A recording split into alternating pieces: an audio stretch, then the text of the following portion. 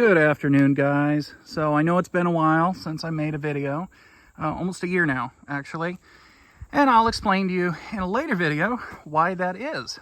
But for now, we're here at Cedar Creek Cemetery. It's located about 10 miles east of Manhattan, Kansas, in the beautiful Flint Hills. And I have been here a lot. It's actually probably one of my all-time favorite cemeteries. I know the history of it really well. I've investigated it a few times, both at night and during the day. And I have a pretty good grasp of kind of what's here and how it got started. And I would actually go as far as to say it's a really good cemetery for beginner investigators. I think that one of the... So let me give you the backstory here. Cemetery is founded late 1850s, early 1860s because yellow fever comes through. Yellow fever sweeps through, kills thousands of children and elderly. And unfortunately, this cemetery was a deposit for many of those children and elderly.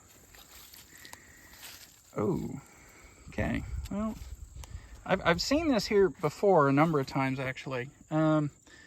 People leave pennies, candles.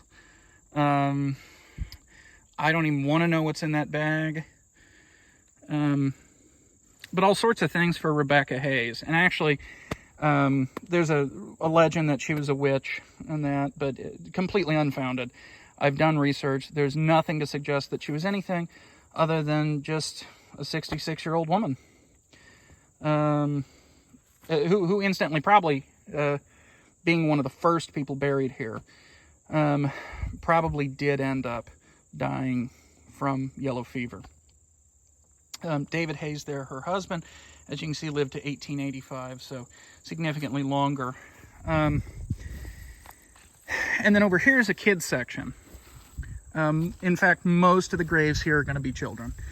And many of them aren't even marked anymore because the original markers were wood, or the original markers are now illegible. So you've got Elmer York, 1-year-old. And then, let's see what we have on the other side. Carrie York, 4 years old.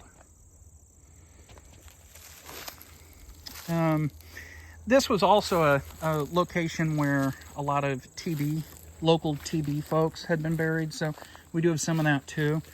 But really, this place is just littered with the dead.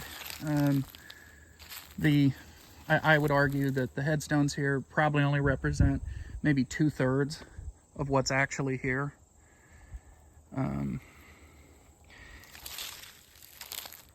And I've looked through county records, and I can only find so much. See if you can get that. Disney. But the investigations I've done here have turned up almost nothing except some pretty high EMF readings. We've captured some interesting, not necessarily orbs, but almost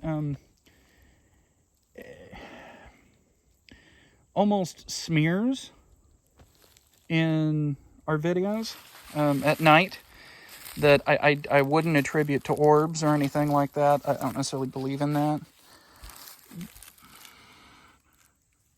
Oh, ooh, what is that? Oh, okay. Well,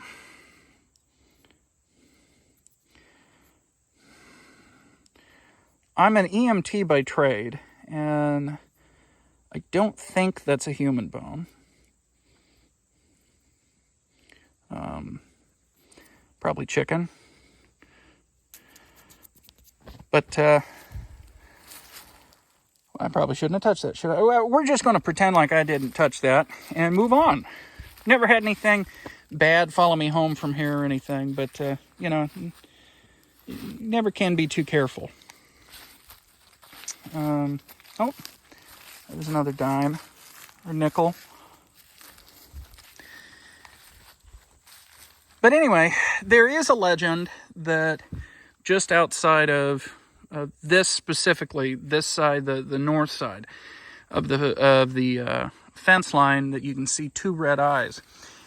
And the only two red eyes I've seen out there ever in the 3-4 times I've been here at night have been somebody went and put two, kind of like traffic things, the red eyes, out there. Someone went and stuck them out. That's the only time I've seen anything even resembling that.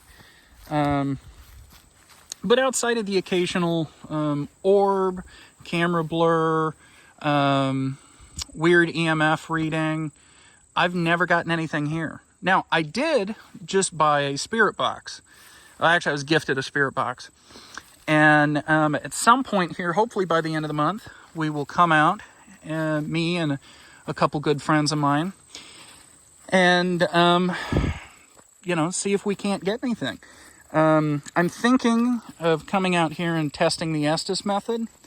I think that that's probably going to get us the best results. In my opinion, that's the most it's the most accurate way of doing it. Otherwise, it's just interpretation. I mean, it's an interpretation to begin with, but I think it's significantly more objective doing the Estes method. And I'll probably have another video on what the Estes method is too. And probably showing me engaging in it and using it. But for now, I wanted to get my channel back up and running. I wanted to show you guys something that I think is cool, a place that I've had some experiences at, and I think is really beautiful. Sad, ultimately, but really quite beautiful. And get you interested for my next few videos to come that I hope to have done by the end of the month. So please like, subscribe, share, and let me know kind of what you want to see. This is really a catch-all channel for anything spooky, anything even morbid. So let me know, like, subscribe, comment. Thank you.